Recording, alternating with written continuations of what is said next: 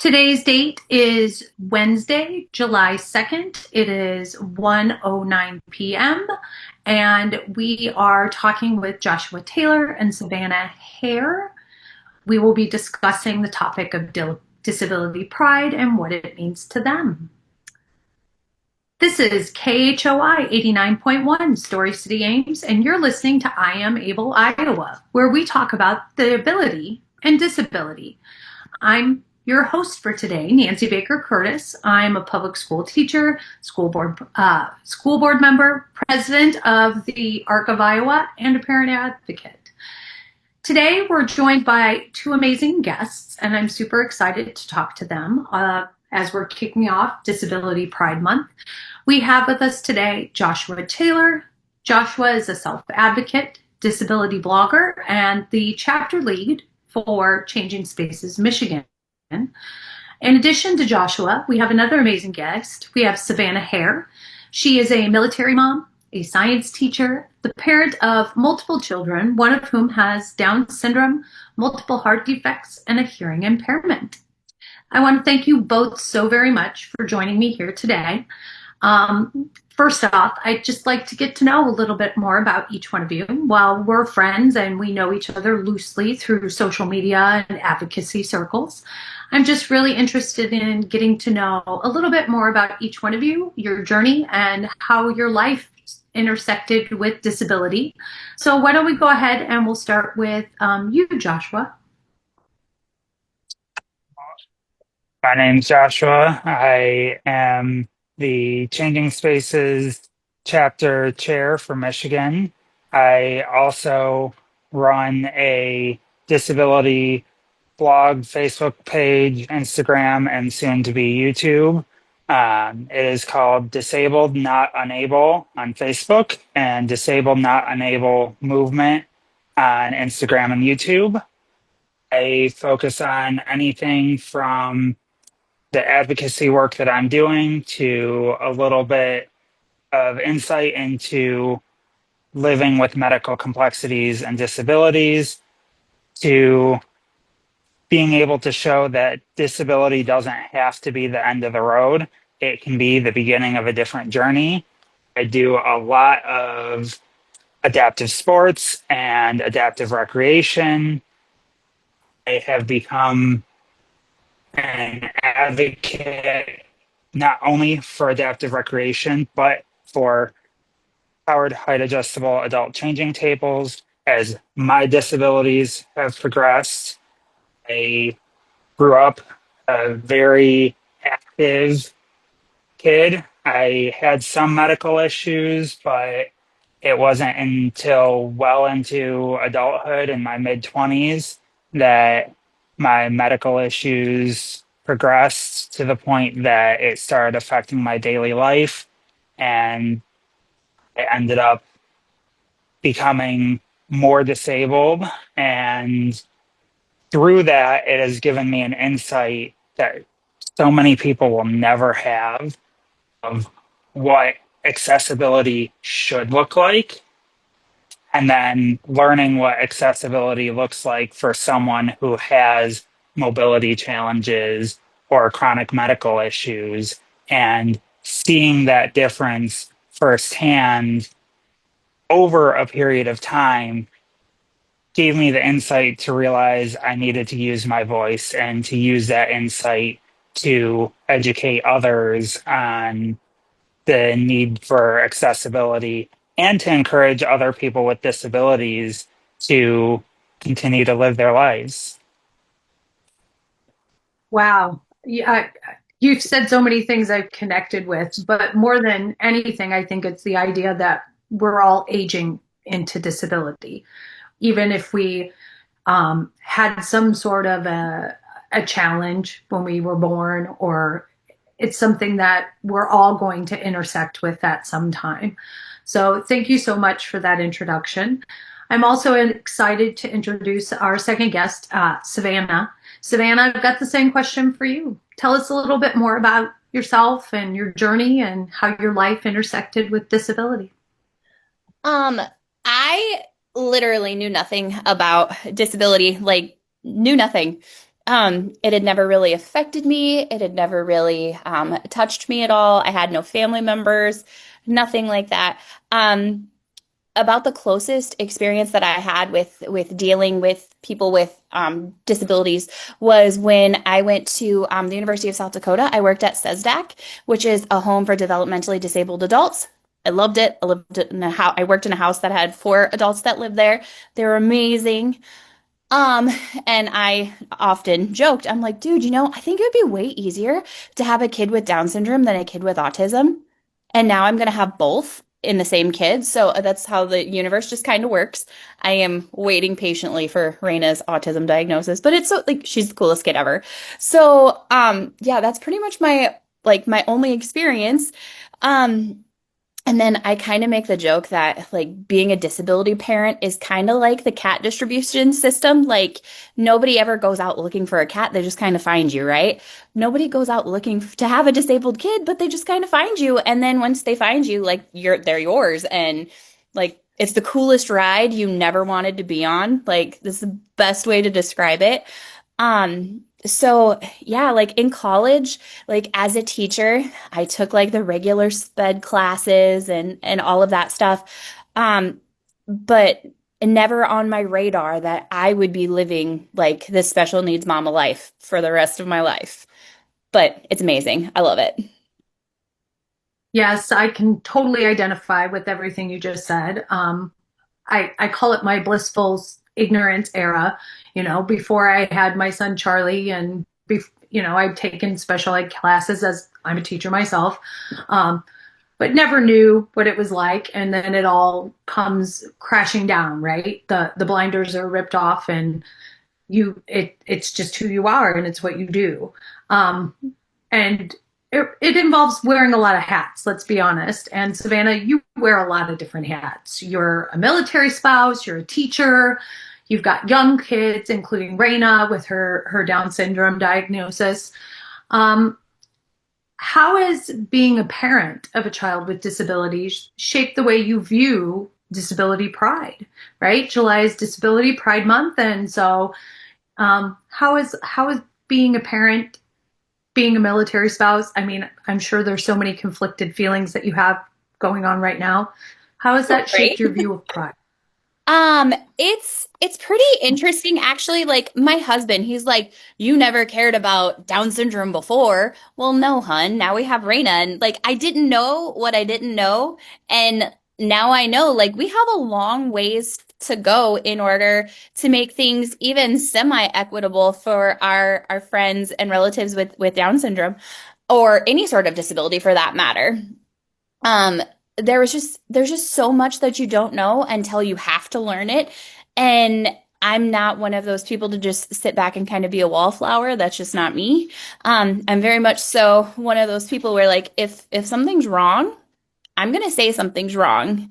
Um, and at the beginning of our Down syndrome journey, or our disability journey, I should say, we were so concerned with like, keeping our super cute tiny human alive that I didn't have time to be like exploring and kind of getting my feelers out into the advocacy world.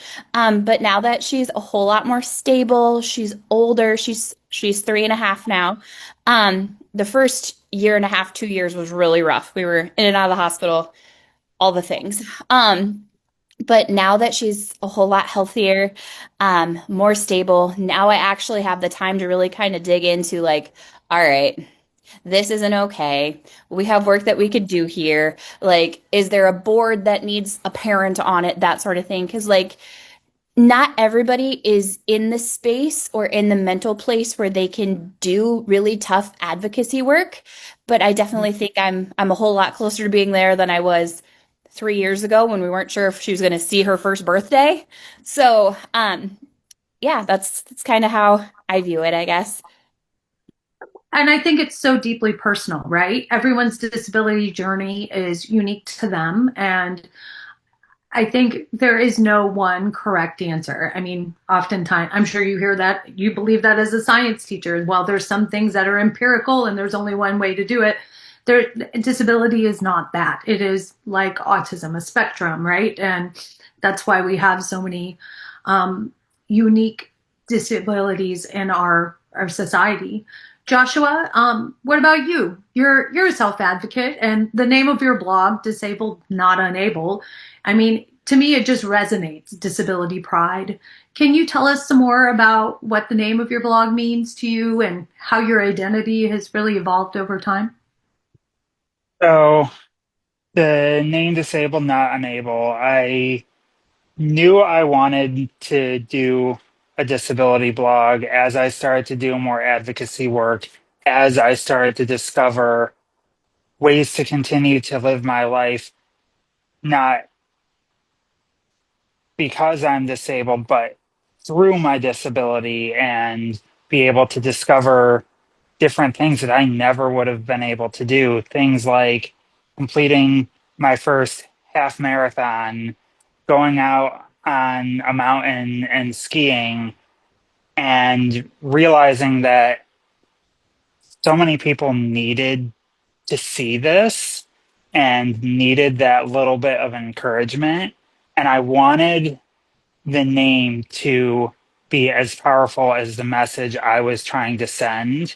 And so I actually waited months to launch my public social media until the right name came to be, because especially in the social media world, first impressions are important, and having something that someone can see even before they read the post has a powerful message behind it, pulls people in and allows that message to be seen by more people.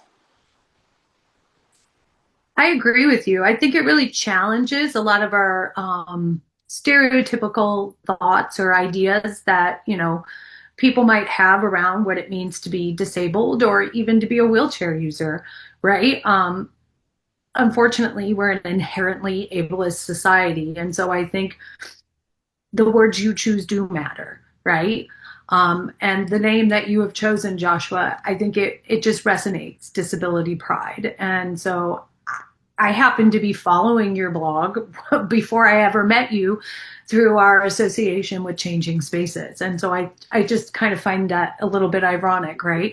How people within the disability community, we resonate or we gravitate toward each other, seeking that community and companionship. I want to stay on the topic of disability pride. And so we've talked a little bit about what disability life is like and how you came to be on your journeys. I'm not sure if you've both heard, but the theme for this year is out, and it's "We belong here, and we're here to stay." And so I don't know about both of you, but I've got so many big emotions here the last few days about everything that's going on. Regarding proposed budget cuts to Medicaid, and that theme really resonates with me. We belong here and we're here to stay. So I'm curious to know, what does the theme mean to you? I'd love to hear from you first, Savannah. Something totally that I didn't think I'd ever get selected for, but I applied for IFLTI through the University of Iowa. The Iowa Family Yes. Leadership Training Yep. Institute, for those who don't know. One of the things that they said that just really it never dawned on me before was nothing about us without us. And I'm like, duh, like that makes total sense. Why didn't I ever think of that before? So I think that the theme really speaks to that thing that I just kind of took to heart as a member of one of the IFLTI cohorts. I thought it's just a really clever theme title, and it's totally true. Um, you can't know everything about every possible disability. So it's really up to those of us who are living it to kind of help people understand and to make those decisions that are going to affect all of us. So it makes total sense. I love the theme. Awesome. And what about you, Joshua?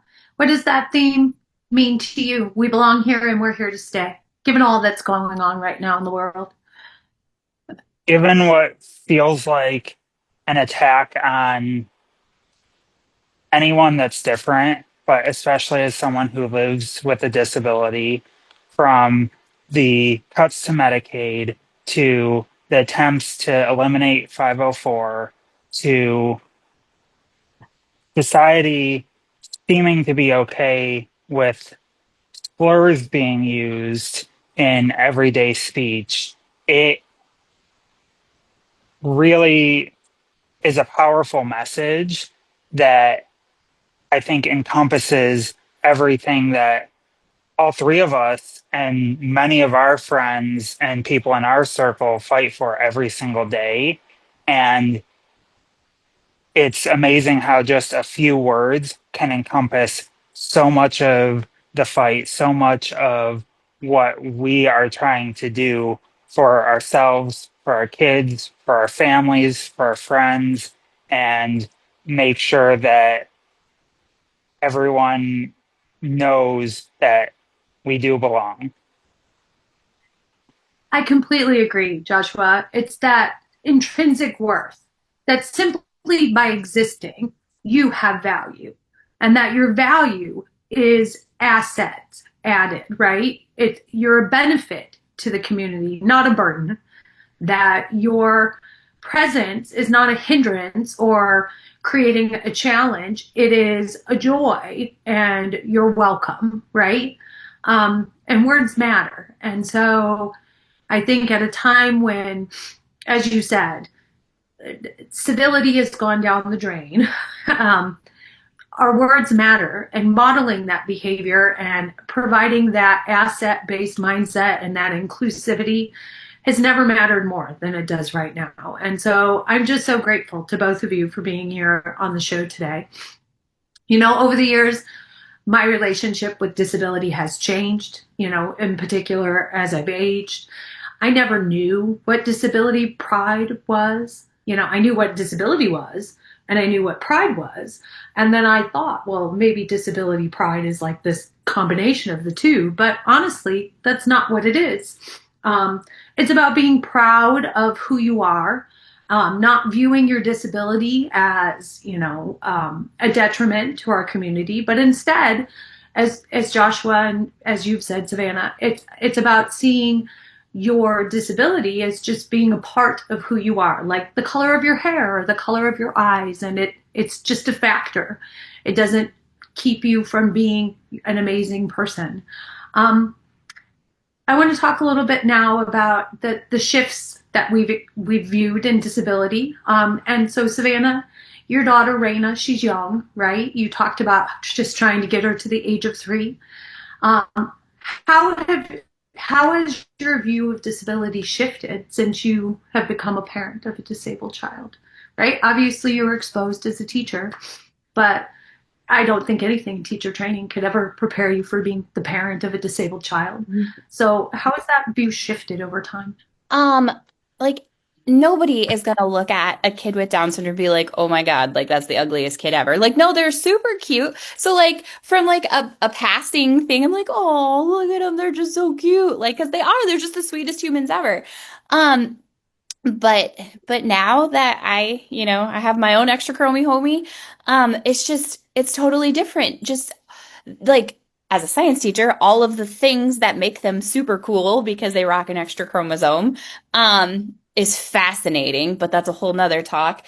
But just getting the chance to get to know her, like just getting the chance to watch her grow, like it's the coolest journey that you could ever want to be on. It's the coolest club that you never wanted to be a part of, but now that you are, like you wouldn't give it up for the world. Um, she, our pharmacist, because she's medically complex as well as rocking an extra chromosome, our pharmacist in our small town pharmacy, she's like, I just hope you know that she's all of our babies, not just yours. And that's totally true because like, especially in like this day and age, I think that we're surrounded by so much negative and like all of the things that are going on in politics and all of that stuff. But like intrinsically, most people are really awesome. And everybody in our teeny tiny community of 1,500 people, like they are gigantic Raina fans. And it's just the coolest thing to get to share her with everybody and everybody that knows her, loves her. It's a really cool journey that I never knew I was going to go on, but I'm so glad that I did. I think you're right. I think when you end up the parent of a medically complex child, you realize how big your village becomes, right? Whether it's by necessity, like the pharmacist, oh my gosh, the pharmacist saved us yesterday when our seizure medication ran out. And I was like, it didn't auto refill. Why didn't it auto refill? It always auto refills, right? Again, the people at the pharmacy are part of our village, whether it's because we need them medically, right? As much as the neighbor down the street who lets Charlie walk in the garage and explore because, gosh darn it, they just think he's just the cutest thing ever, right? Um, and they're a part of our village too. They become a part of our adopted village and our extended family, right? And we're so privileged to have those relationships because I think they do. They break down those barriers and they remove the divisiveness that exists right now in our society. And so I agree, Savannah. It's just being the parent of a disabled child. It's not what you would ever think. Oh, that's what I'm going to be. But once you're faced with that situation, there's no other life that you would choose because the alternative is just not acceptable, right? Absolutely. You just um, Josh, you do some amazing advocacy with Changing Spaces. You're currently taking up the lead as our Changing Spaces Michigan chapter leader. And I've read some of your posts on Disabled, Not Enabled, where you talk about pride and culture. And so I'm just interested when you're doing your advocacy with Changing Spaces Michigan, how do you talk about pride and culture that so often sees disability through the lens of pity or as of limitation? How do you challenge that? So, one of the biggest things I try and do is I try to humanize people with disabilities. I have a really good friend that I met through an adaptive running group called Ainsley's Angels that honestly has been huge for me being comfortable with my disability, but also to give me someone else besides myself to fight for, and not just one person. Mhm. So many other riders throughout the United States that I've either met or seen online. It gives me people to think of when I'm advocating for. My personality, I will ask if there's a changing table available for me to use, but I'm not advocating for myself the same way I am for my friends, for my families, for my community. One of the riders that I have gotten really close with, her name is Alyssa. She has Down syndrome. She has some serious medical complexities. Or I apologize. She has cerebral palsy, not Down syndrome. Um, some medical complexities, seizure disorder. She is tube fed, nonverbal, but she is one of the happiest, brightest people that I know. She comes into a room and the entire room lights up, and everyone around her sees it. And so often I start our conversations when I'm advocating with a video of her and Mhm. showing the human side of her that so many people don't give the time or the energy or the caring to see. And so many people, once they see that, realize that you might see someone in a wheelchair who can't speak, who can't communicate the same way you and I do, who has struggles every single day, but they are the happiest person you will ever meet. They are someone that you want to stand up for. You want to make sure that they have every single right, every single access that anyone else has. And I found that that is a really good way to start that conversation to where so many people they see me, they see I'm in a wheelchair, and they automatically assume that I'm being selfish. I'm trying to get something for me that is going to inconvenience someone else Mhm. because there's a cost, because they have to take the space, because whatever their reasoning is, and it really helps humanize the issue. I so identify with what you said. My Charlie, he's not speaking with words. I say with words because it does not mean that he is not an effective communicator, right? He uses a variety of strategies and techniques to communicate his thoughts, his feelings, his preferences, and boy, does he have opinions. And so often, I think it's that failure to presume competence or that failure to see beyond the durable medical equipment, whether it's a vent or a trach or a G tube or a wheelchair, that keeps people kind of stuck and paralyzed by their fear to ask conversational questions, or to go past their stereotypical views. And so I think we all have misconceptions about what it means to be disabled and what it is to have a life that might have disability, but it's still a value added life.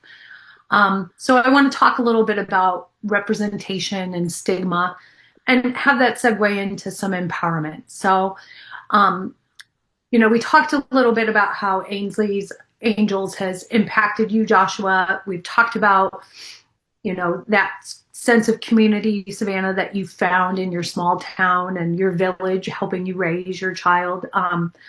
But regardless of where you live, whether it's Michigan or Iowa, or we all know that it's challenging, right? We just have to dispel misconceptions. We have to do so much education on what it means to have a disability or to be the parent of a disabled child.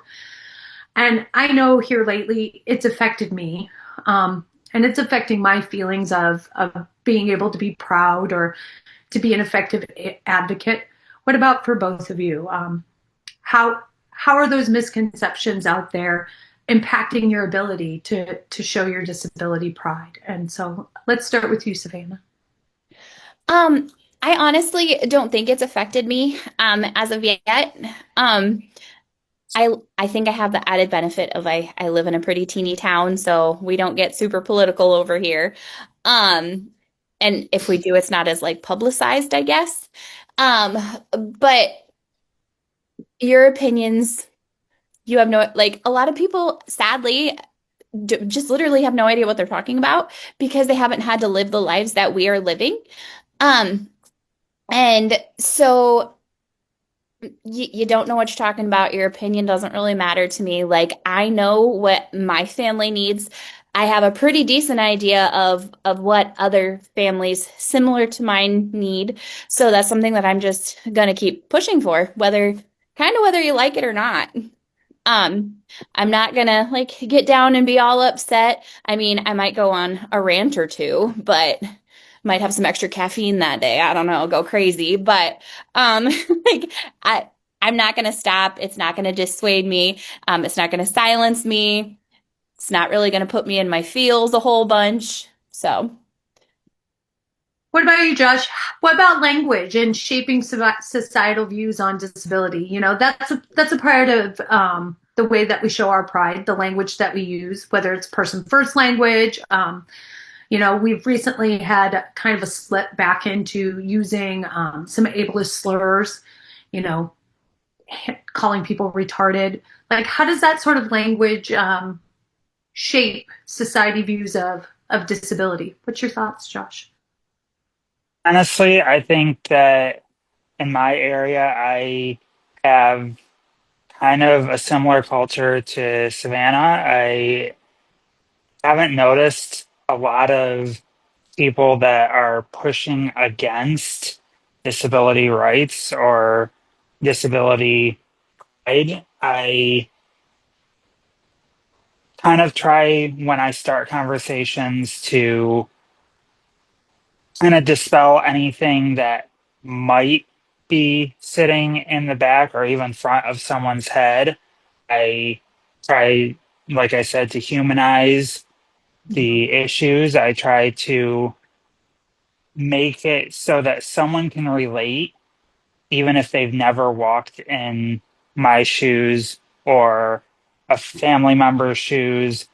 They haven't been a caretaker, they haven't rolled in someone's shoes who might not be able to maneuver life the same way as society sees normal.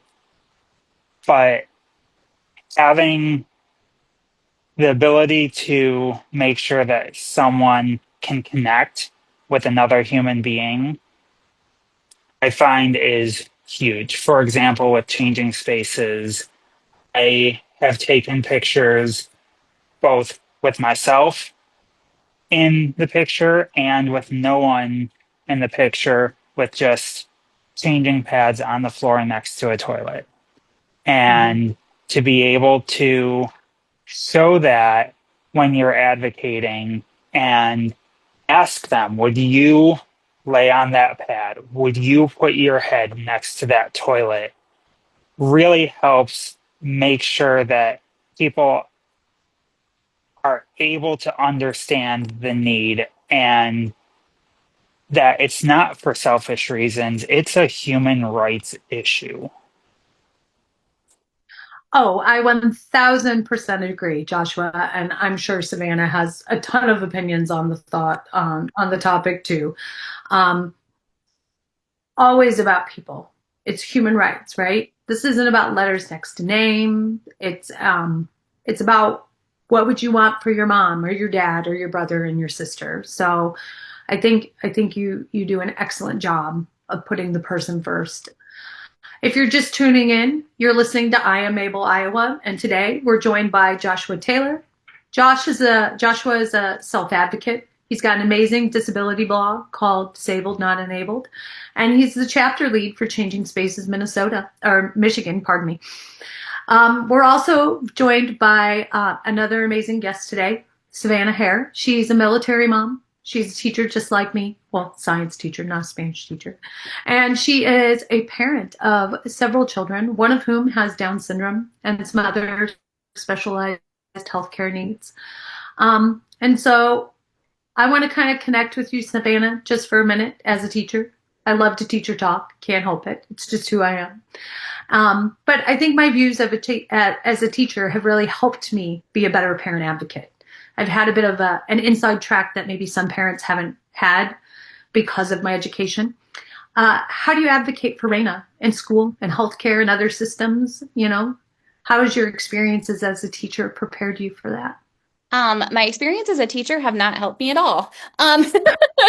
Because, like, yeah, I've had to sit in on IEPs and all of that sort of thing. And like, I've helped like, modify assignments and stuff like that.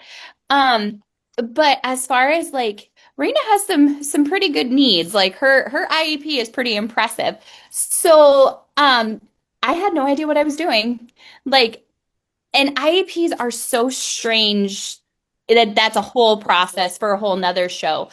Um, but it's a lot. And like for example, Raina's hard of hearing. So we just went, it's called Camp Little Paws, and it's sponsored by the Iowa School for the Deaf. So we spent like a day and a half in Des Moines.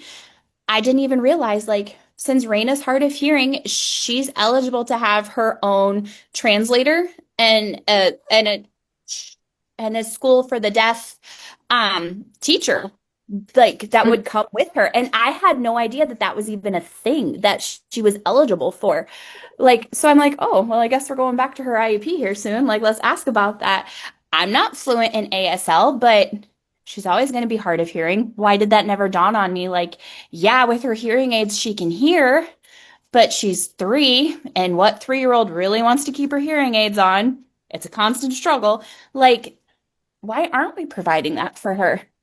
So it's a definite like learning curve, and you're just learning new things from other parent advocates all the time.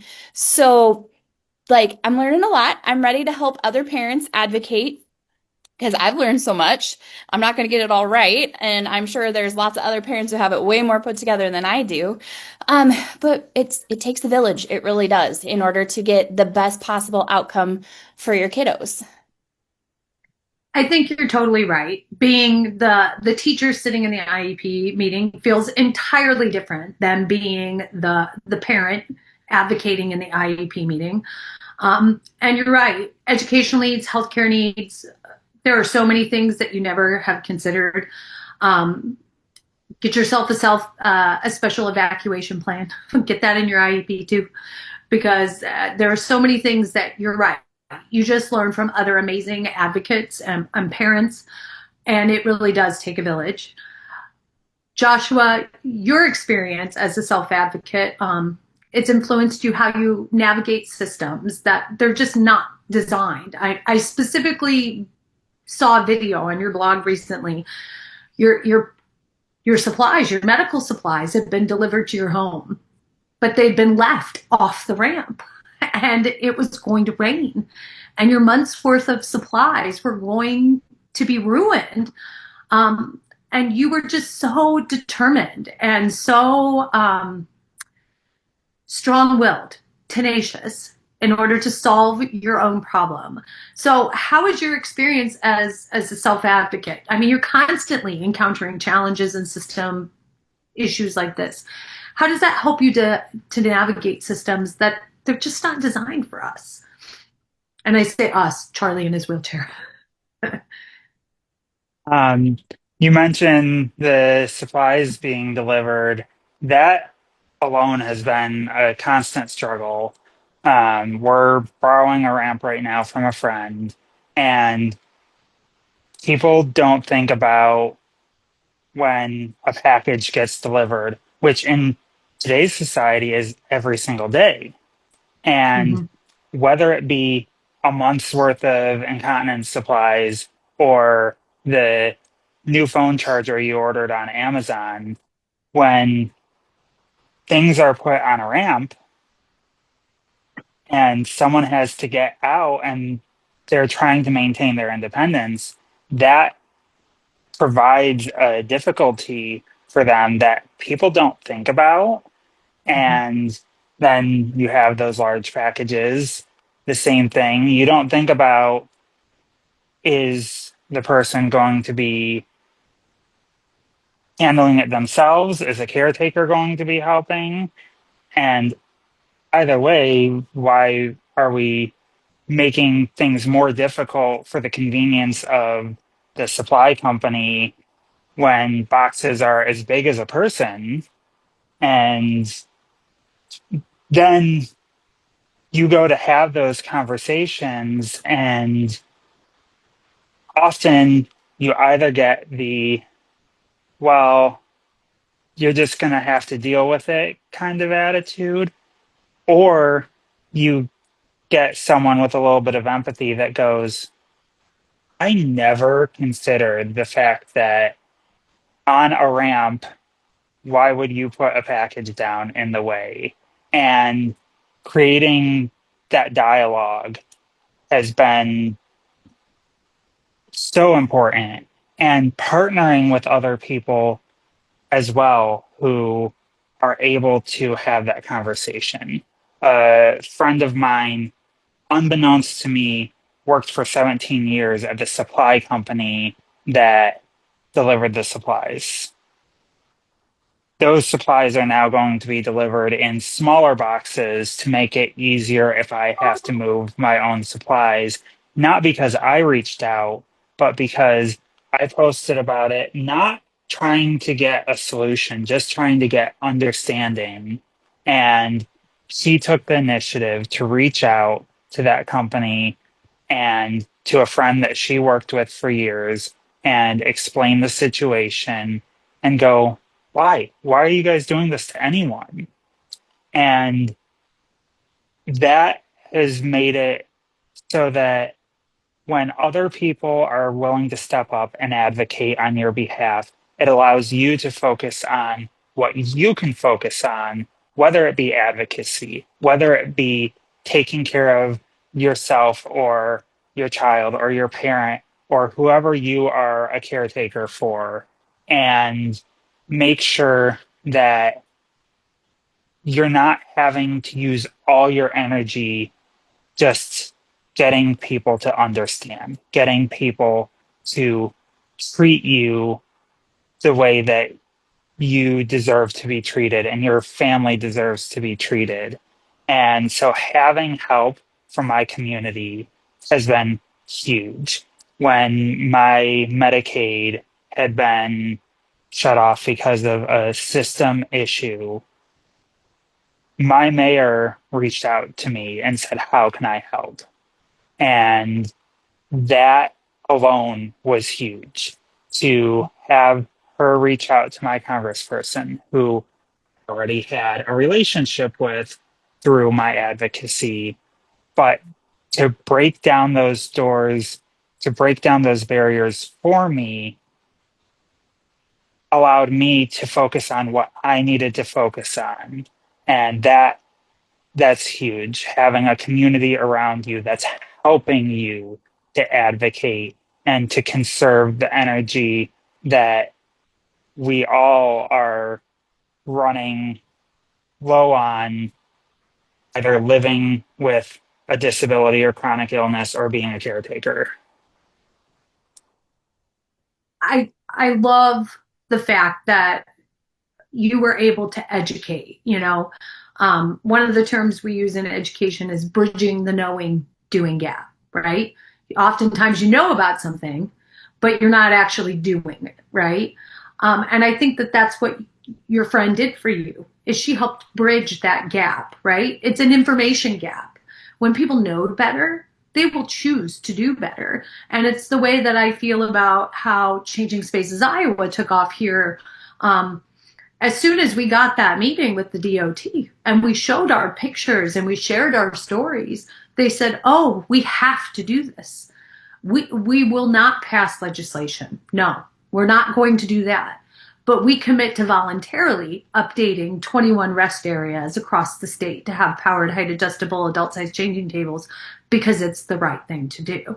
And I think that's exactly what you're talking about, is that sense of community, because people, they want to do right.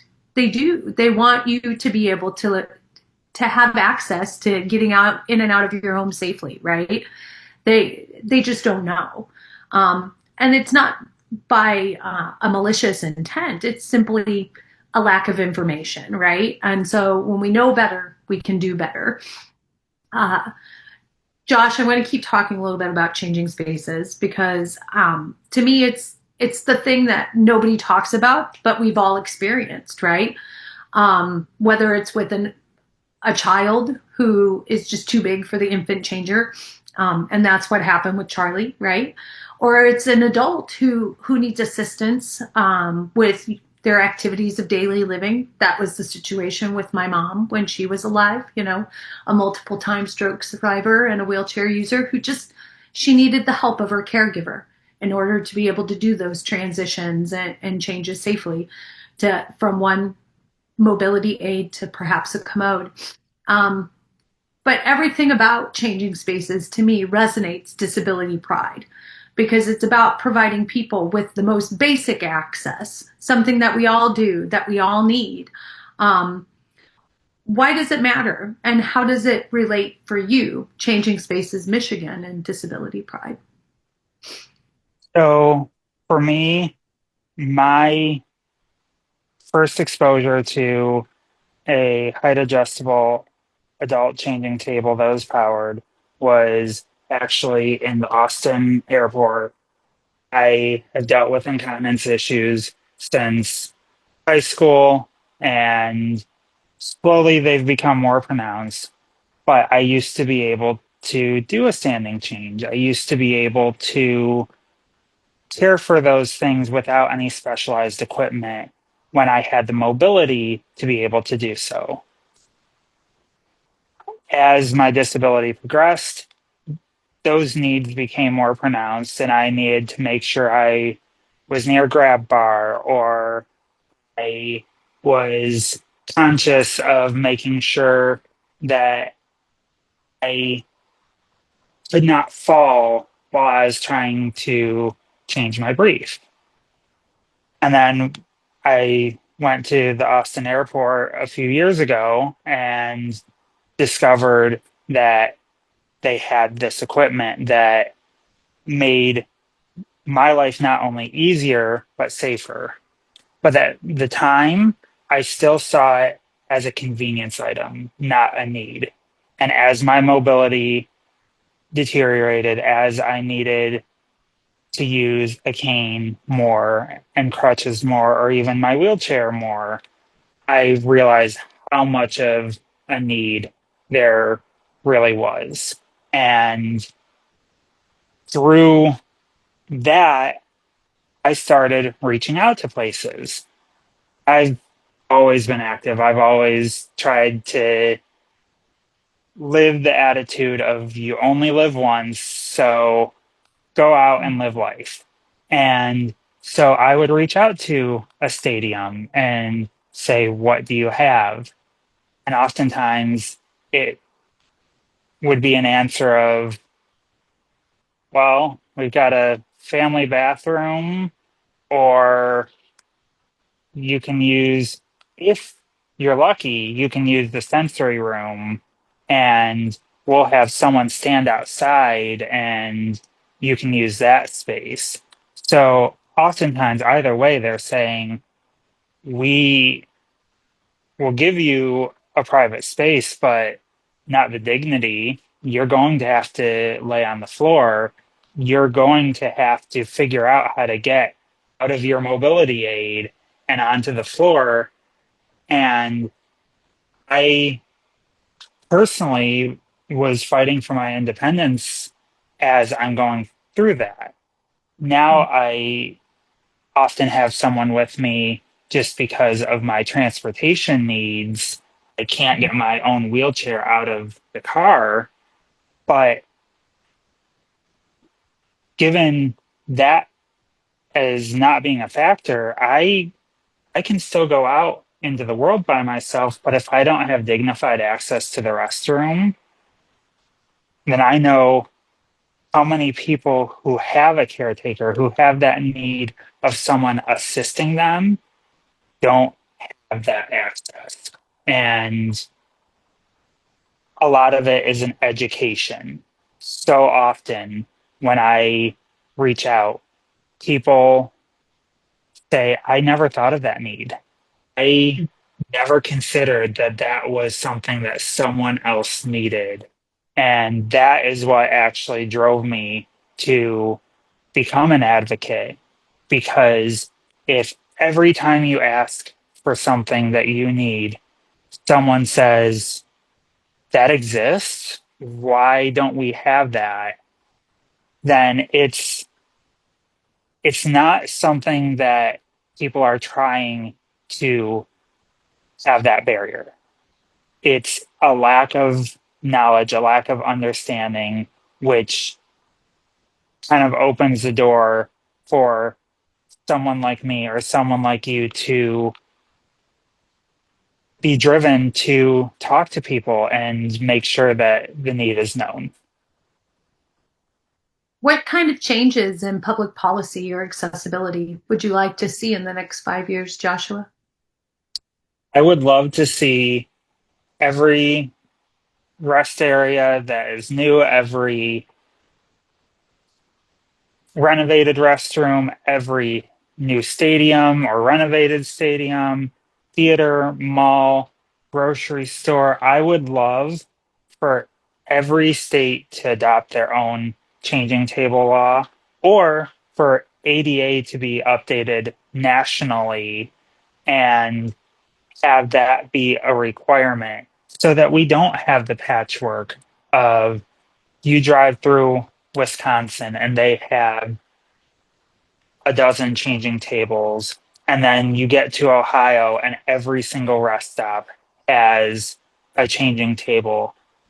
All the newer grocery stores, a lot of the churches have a changing table to where you don't have to think when you leave the house, do I need to stop no matter what on this road trip at this place, and this place? Because in our 8 hour road trip, these three places are the only places that are going to be accessible.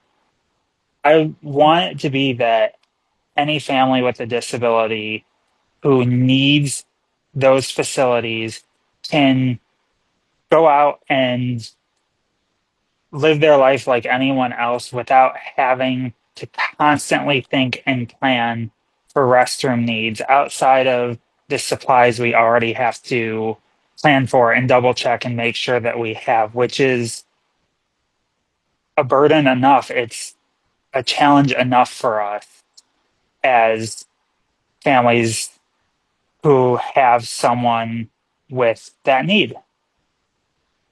I completely agree, 1000%.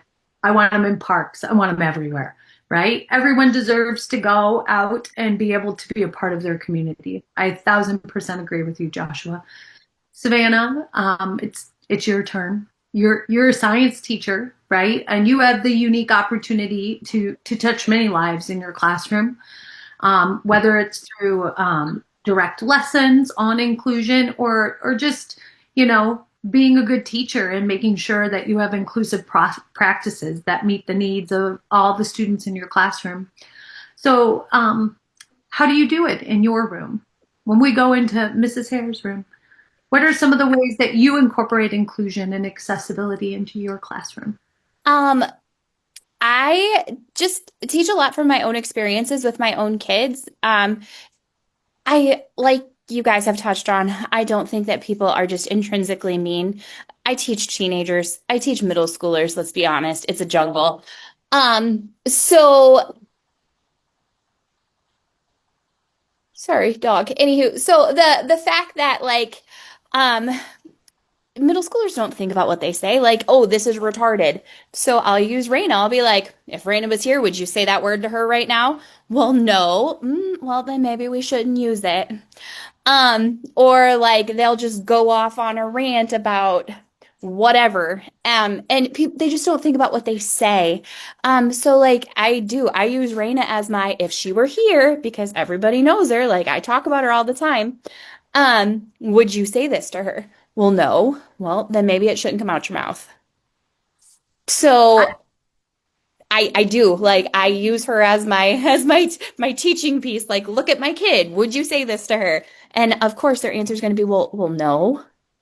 So I do the exact same thing. And I too teach middle school, eighth and ninth grade, weird amalgamation, middle school, high school.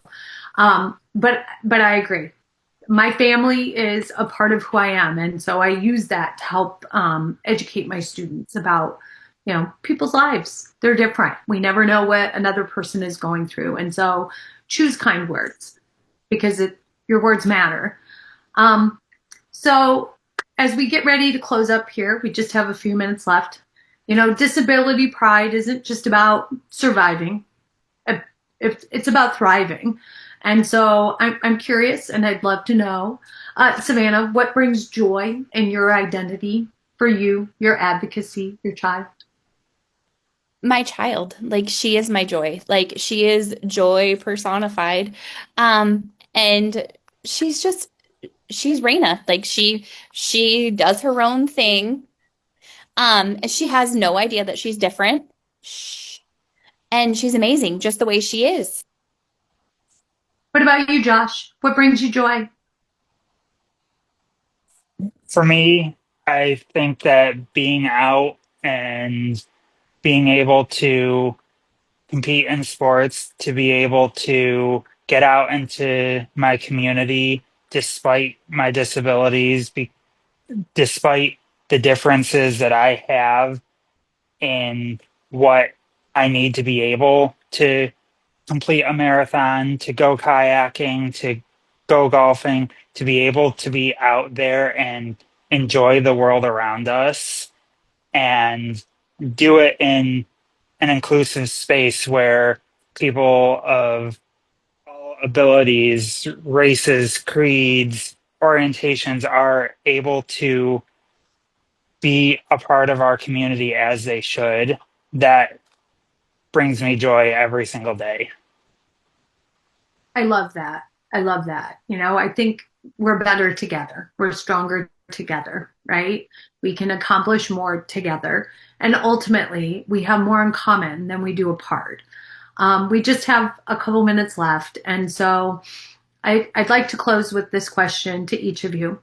If you could send a message to your younger self, whether it's you as the advocate, Joshua, or the parent before you became the parent, Savannah, what would you say to yourself?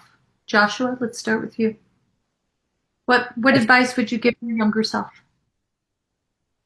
I think that I would tell my younger self that it's okay to ask for help. It's okay to accept that you might not be able to do something the way someone else does, but to not accept that that is the reason that you can't do something, that that is a teaching moment, that that is a moment that for me, I truly believe that it's a moment that God is speaking to me as it's an opportunity to educate others and to make sure that everyone is able to be a part of their community.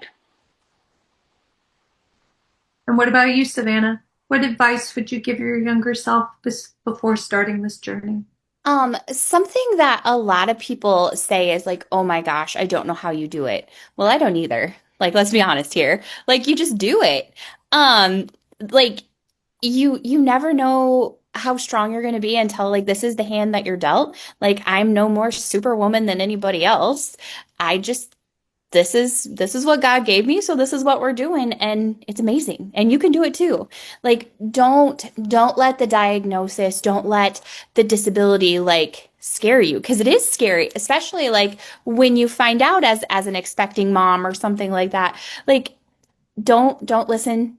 99% of people who are going to give you opinions have no idea what you're going to be going through either. Talk to that 1% who has a kid who's going to look like what yours looks like. Because you can do it and it's worth it. It's totally worth it. I want to thank you both so very much for being on our show today. It's been so wonderful to talk about you, and it's just really an honor to have both of you in my life. So thank you for joining us. This is KHOI Story City Ames, and you've been listening to I Am Able Iowa. I Am Able Iowa airs the first and the last Saturday morning of each month at 9 a.m. on KHOI 89.1 FM. You can also hear us streaming live online on khoifm.org. We invite you to share your comments, questions, and program ideas with us at doug@thearcofiowa.org, or if you visit www.thearcofiowa.org, you'll find previous episodes and more information about our program. I Am Able Iowa is produced by the Arc of Iowa, headquartered in West Des Moines, Iowa, with local chapters here in Ames and across the state of Iowa. Thank you for listening, and until the next time, this is Nancy Baker Curtis saying, "You are able, Iowa."